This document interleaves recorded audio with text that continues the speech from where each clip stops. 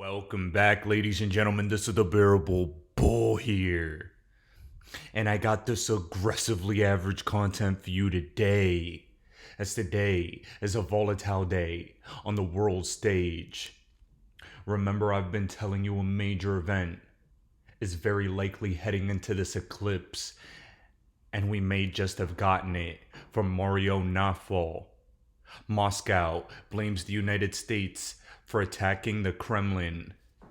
War escalations and World War III tensions are rising. And these are the type of things I really hate seeing.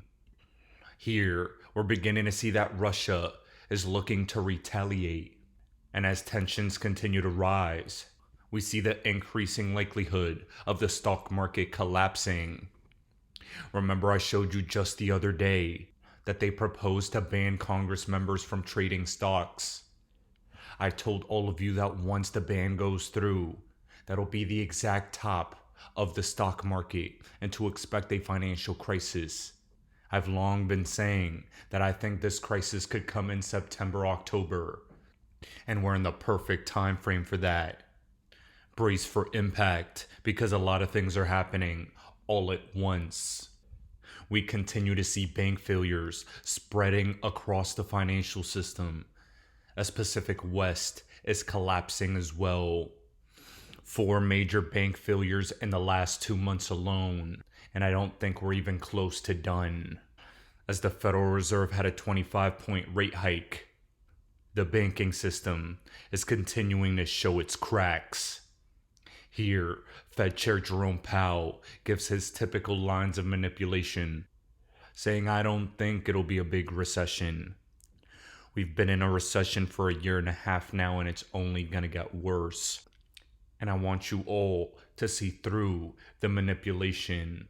I do think that the situation in the labor market with so much excess demand, yet wages have been moving down. Wage increases have been moving down, and that's a good sign, down to more sustainable levels. So I think it's still possible. I think the case of avoiding a recession is, in my view, more likely than that of having a recession. But it's not that the case of having a recession is. I don't rule that out either. It's possible that we will have what I hope would be a mild recession. And ladies and gentlemen, we see right there their tactics. I remember when Fed Chair Jerome Powell said, inflation is just transitory. I remember when inflation ended up being sticky. Now here we are, them saying we might avoid a recession or it could be very small. Ladies and gentlemen, I'm saying right here, right now, we're going to have a massive 2008 style financial crisis on steroids. September to October is the time frame, and all the initial indicators to guarantee that fact are coming. Now, with that being said, we're making major headwind when it comes to the courts and the SEC. It seems like the US government is tired of the SEC and is ordering the SEC to respond to the Coinbase allegations within 10 days. I want to see what comes out of this, because at the end of the day, I do see the crypto industry rallying together. I love to see this. The chief legal officer at Coinbase meeting with Stu Alderati, general counsel at Ripple. All this signals to me is that Coinbase and Ripple are working together. Will they relist XRP? Maybe. But it seems like they are winking, holding hands to the finish line and joining forces to combat the SEC's corruption. Whether or not you guys like Coinbase, I know plenty of people in the XRP army don't. This is a great sign to see. The tribalism in crypto has to stop. And the 2 most powerful players in the crypto industry within the United States have joined forces. This is an incredible sign, and I can't stress that enough. Now, guys, to cap off this video for today, I'm going to continue to highlight automated market makers and how important this update was for XRP. Here, I'm going to play you a clip from Mickey B. Fresh, one of the most technically sound members of the XRP army, explaining further what automated market makers means. And I think for anyone that had any questions about it, this is an incredible explanation. We're about to get major bombshells, major decisions coming our way in the next few days. Major black swan events are happening in real time as well. All I'm saying is that XRP Army needs to stay on their toes, because the world is certainly getting spicy. Ladies and gentlemen, this is the Bearable Bull here. Thanks for tuning in. As always, I appreciate every single one of you. Now I'll be back tomorrow with another video. Automated market makers are smart contracts that provide liquidity in the XRP Ledger's decentralized exchange. So these are built-in smart contracts. Each AMM holds a pool of 2 assets and enable users to swap between them at an exchange rate set by a formula. For any given pair of assets, there can be up to 1 AMM in the ledger. Anyone can create the AMM for an asset pair if it doesn't exist yet, or deposit an existing AMM. Those who deposit assets into the AMM are called liquidity providers, also known as LPs, and receive LP tokens or liquidity tokens, same thing, from the AMM. The AMM there's no entity. It's just that type of special account. Nobody controls it. Ripple has no control of it. There's no administrator. It has set fixed function rules. LP tokens enable liquidity providers too. Now this is where you come in. We can be liquidity providers.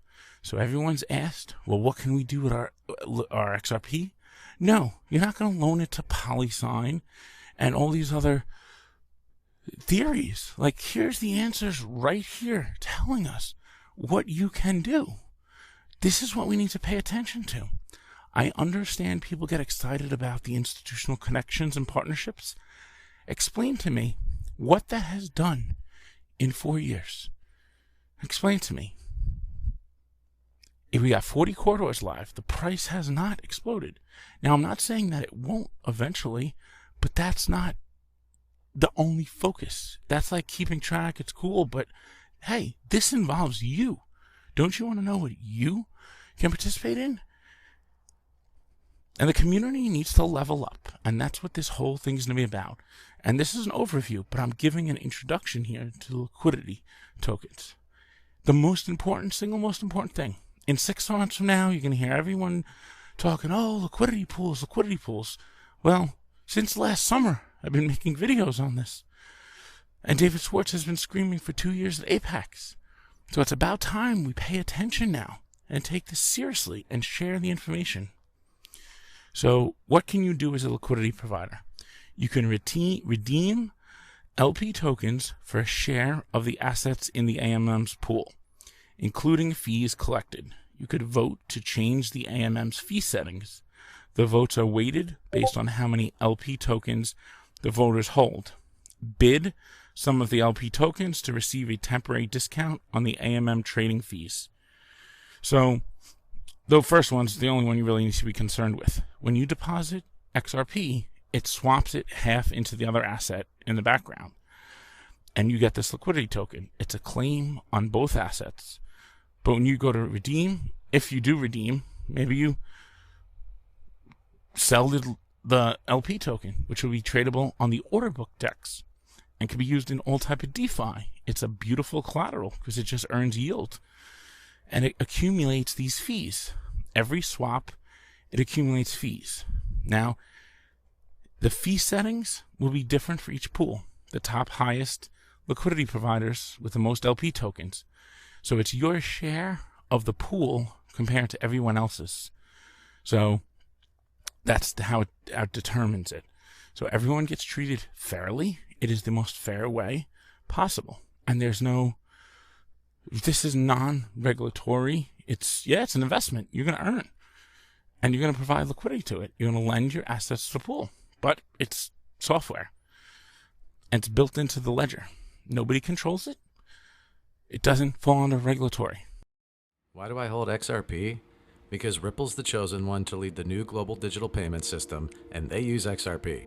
In 2013, the Federal Reserve began looking for faster payments options. 2 years later, an action plan was born and a federal payments task force was created. It included one company focused on crypto, Ripple. In 2014, the World Bank and Better Than Cash Alliance, which includes the Bill and Melinda Gates Foundation, Clinton Global Initiative, and the governments of 32 countries, put out a report called The Opportunities of Digitizing Payments. 1 year later, the Better Than Cash Alliance featured one crypto company on their website, Ripple. Today, Better Than Cash Alliance and all other UN initiatives are focused on a single agenda, the Sustainable Development Goals for 2030. You can see the SDGs logo on Bill Gates' lapel, world-leading companies, the Better Than Cash Alliance website, and on the UN's official exchange, Exchange. What crypto is Exchange officially utilizing for their carbon credit solution? XRP. The world will move to a new international standard for exchanging electronic messages between financial institutions by 2025 called ISO 20022.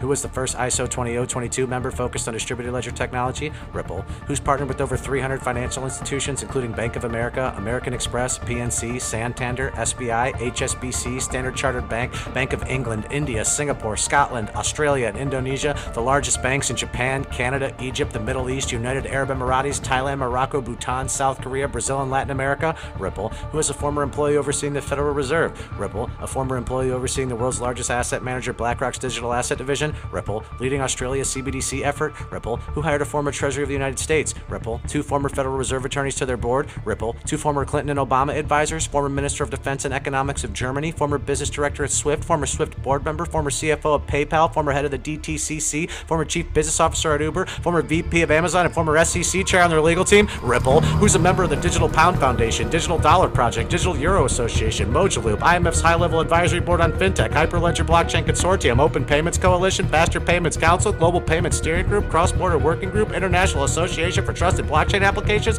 Crypto Climate Accord, University Blockchain Initiative, World Wide Web Consortium, and a featured partner of the World Economic Forum with 3 members of their team directly listed on the WF website? Ripple. Now, does Ripple and XRP sound like they're going to disappear, or do they sound like they're part of a much bigger plan? You decide.